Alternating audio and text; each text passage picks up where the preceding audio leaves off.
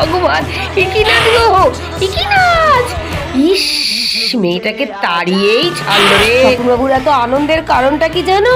এই দেখো, এই যে এই ছোট্ট স্পিকারটা ওকে পার্সোনাল ইউজের জন্য আজকে আমি কিনে দিয়েছি। কি করব বলো, তাছাড়া কোনো উপায়ও ছিল না। মেয়ের জানো একটা পার্সোনাল ছোট্ট স্পিকার আছে, ওটা ওর মতো করেও বাজায়। আর স্বপন বাবু কেবল ওটাকে নিয়ে দড়ি বেঁধে বাথরুম যাবে, পটি করতে যাবে, বাথরুমে টাঙিয়ে রাখে, তারপরে ওর পেপার ওয়ার্কস করবে, নিয়ে ধুমধুমার চলে ঘরে। আর এই ঝগড়ার উৎপাত থেকে বাঁচতেই আমি এই ব্যবস্থা নিয়েছি জানো। আর তারই ফুর্তির বই প্রকাশ চলছে দেখো। আমাদের বাড়ির সব কটাই এমনি জানো, নিজের আনন্দে আমরা মশগুল থাকি। আর শুধু এটাই না জানো, আজকে আরো কয়েকটা জিনিস কিনেছি, দাঁড়াও তোমাদের দেখাই। এই দেখো, এই ক্যাসারোলটা, এটা কিন্তু আমার অনেক দিনের ইচ্ছা ছিল জানো, ভেতরেও অনেকটা স্পেস আছে।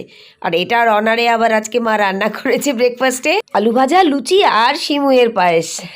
স্বপন বাবুকে যত্ন করে ডেকে এনে খেতে দিলাম, তো কি বলছে একবার শোনো। মনে হচ্ছে সাপ বেরিয়ে যাবে। সাপ? শেষে এটা সাপুরের বাক্স? এই ভদ্রলোকের মাথায় যে কি চলে! আমার এত সুন্দর বাক্সটা নাকি সাপুরের বাক্স, বলো কার না রাগ ধরবে। দাঁড়া দাঁড়া দেখাই তোমাদের, আর একটা জিনিস কিনেছি। এই দেখো, এই ধূপদানিটা অনেকক্ষণ পর্যন্ত ধোঁয়াটা চুঁয়ে চুঁয়ে বেরোয়, তো একদম গন্ধে ঘর ম ম করে, যেন খুব সুন্দর লাগে।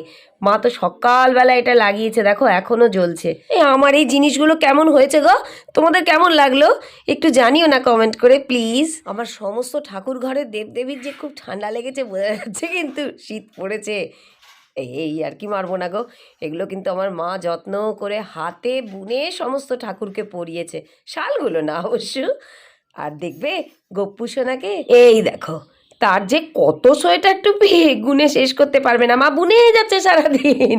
জলখাবার খেয়ে একটু বেরোলাম, তো স্বপন বাবুর আবার আক্কেল গরম কথাবার্তা শোনো, বলছে চাদর পরিনি কেন। চাদর নিলে না? কি চাদর তুমি কেন নিলে না বলো? ভাবো, কলকাতার শীতে এই দিনের বেলায় প্রখর সূর্যের মধ্যে সোয়েটারের ওপরে চাদর দিয়ে মুড়ি দিয়ে বেরোবো, এ কি সম্ভব? পাগল ছাগল মানুষ। ডাক্তার বলেছে একটু করে এখন রোজ হাঁটতে আর সিঁড়ি ভাঙতে, জানো, সেই জন্য বেরিয়েছি। বাপরে বাপ, আমিও দিলাম উত্তর, আমার কাছেও পেলো। তুমি যদি মাঙ্কি ক্যাপ পরে ঘুরো, তাহলে আমি প্রমিস করছি আমিও মাঙ্কি ক্যাপ কিনবো, পাক্কা। ঠিক আছে, তাহলে আর একটু ঠান্ডা পড়ুক, তাহলে দুজনেই মাঙ্কি। ঠান্ডা পড়ুক না পড়ুক, যেদিনকে তুমি পড়বে সেদিনকে আমি পরে দেবো। ঠিক আছে, ডান। আমাদের ডিল হলো, জানো তো। ভাবো একবার দৃশ্যটা, আমরা কলকাতাতে দুজনে মাঙ্কি ক্যাপ পরে ঘুরছি।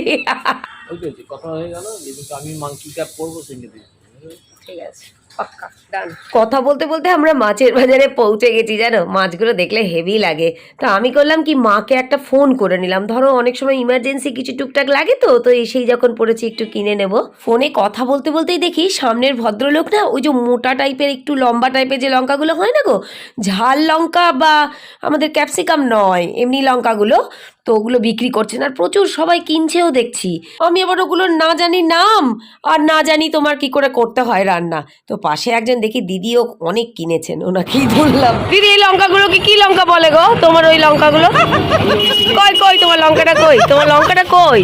দিদি কিন্তু অনেক গুণী গো, আলাপ করার পর জানলাম উনি অনেক বড় পোস্টে চাকরি করেন, দিদি নাম্বার 1 হয়েছেন, তারপরে সেরা বৌদি হয়েছেন। উনি তো আমার কথা শুনে সেই প্রথমে খুন, তারপরে আমাকে রেসিপি বললেন। প্লিজ প্লিজ, আমি সত্যি রাঁধবো। একটু বেসন দেবে, হ্যাঁ চাল গুঁড়ো দেবে, হ্যাঁ দিয়ে ফাটাবে, লবণ হলুদ দিয়ে পরিমাণ মতো একটু মিষ্টি দেবে, যাতে ক্রাঞ্চি ভাবটা থাকে। ভালো লাগবে শুকনো, মানে ডবল করে চিড়বে, শুধু লঙ্কাটাকে এরকম খালি করে চিড়ে নেবে। খালি করে চিড়ে নেবো? আচ্ছা, আর কোনো ফুড? ঠিক আছে, তোমার ফোন নাম্বার দাও, তোমাকে জানাবো কেমন লাগছে। এরকম করে খালি করে চিড়ে নেবে, লম্বা লম্বি, তাই তো? ফাঁকা, হ্যাঁ।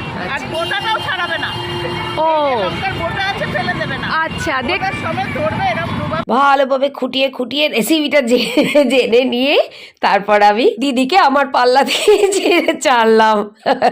তারপর বাড়ি ফেরার পালা। আর জানো তো, মনের জোরটা ভগবান হেভি দিয়েছেন। স্বপনবাবু তো বারবার জিজ্ঞাসা করছিল, বলছি কি তাহলে কি রিক্সা করে নেবো? না না, রিক্সা করতে পারবো, চলো একটুখানি পারবো, উইকনেসের জন্য হচ্ছে আর কি। হ্যাঁ, উইকনেসের জন্য হচ্ছে, ঠিক আছে? তাহলে কি রিক্সা করবো? কোনো দরকার নেই, চলো পারবো আস্তে আস্তে। তারপর বাড়ি ফিরে জানো মাকে পেলাম গিয়ে ছাদে, সে বড়ি দিচ্ছে নিজের তালে। বাপরে বাপ কি ধৈর্য রে বাপ। এই শীতের দিনে একটু বড়ি না থাকলে হয় মা বল? না না তাই কি হয় না না, বড়িগুলো অখাদ্য। ঠিক বলেছো। চারিদিকে সব কাজ সামলে হাতে করে একটা একটা করে বসে বসে বাপরে বাপ বড়ি দেবে গো। এই সময় দেয় সারা বছরের বড়ি, জানো না এই সময় নাকি তার ভালো বড়ি হয়। দেখবে দিদার একটা স্বভাব দেখবে, আমি বললাম মেশিন পাওয়া যায় না, মেশিন জানি না মা, মেশিন টেশিনে আমরা কোনোদিনও দিইনি। দেখবো পাওয়া যায় কিনা। না মেশিনে ওইসব পারবো না। এত বিরক্তি মেশিনের প্রতি কেন গো তোমার? না ওই মেশিন দিয়ে পারবো একসাথে না। যদি অনেকগুলো হয়ে যায় তাতে অসুবিধা কি আছে? করিনি কখনো, কেমন হবে না হবে। করবেও না আর করতে চায়ও না, জানো তো। এই তোমাদের বাড়িতেও কি মারা এরকম গো? জানিও না কমেন্টে আমাকে, তাহলে আমি একটুখানি ভরসা পাই। আমি আর মায়ের সঙ্গে না বকে শীতের মধ্যে একটু চা গরম গরম পকোড়া বানাতে চলে এলাম নিচে। মাকেও দেবো একটু খাবে। লঙ্কাগুলোকে সব ভালো করে ধুয়ে নিয়ে না আমি একটুখানি আধখানা করে বীজগুলো ফেলে দিয়েছি গো।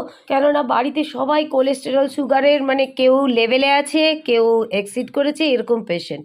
তারপর ব্যাটারটাকে রেডি করে নিয়ে বাস চোবাও আর গরম তেলে ভাজো, তাহলেই রেডি আমার সদ্য শেখা পকোড়া। হ্যাঁ পাশে কিন্তু তাই বলে চাটা করতে ভুলো না। আমার রেডি হয়ে গেছে, মাও এসে গেছে নিচে। এই দেখো মায়ের এখন হেয়ার স্টাইলটা বেড়ে গিয়ে পুরো আব্দুল কালাম আজাদের মতো হয়ে গেছে, তাই না? এই তোমরা জানিও তো তোমাদেরও তাই লাগছে কিনা। আজকের ভিডিওটা এখানেই রাখছি। খুব ভালো থেকো, সুস্থ থেকো, আর প্লিজ আমার ইউটিউবটা একটু সাবস্ক্রাইব করে দিও না গো, যারা আমার ফেসবুকের ফলোয়ার আছো। আর যারা ফলো করো না তারা ফলো করে দিও, সাবস্ক্রাইবও করে দিও কিন্তু। টাটা।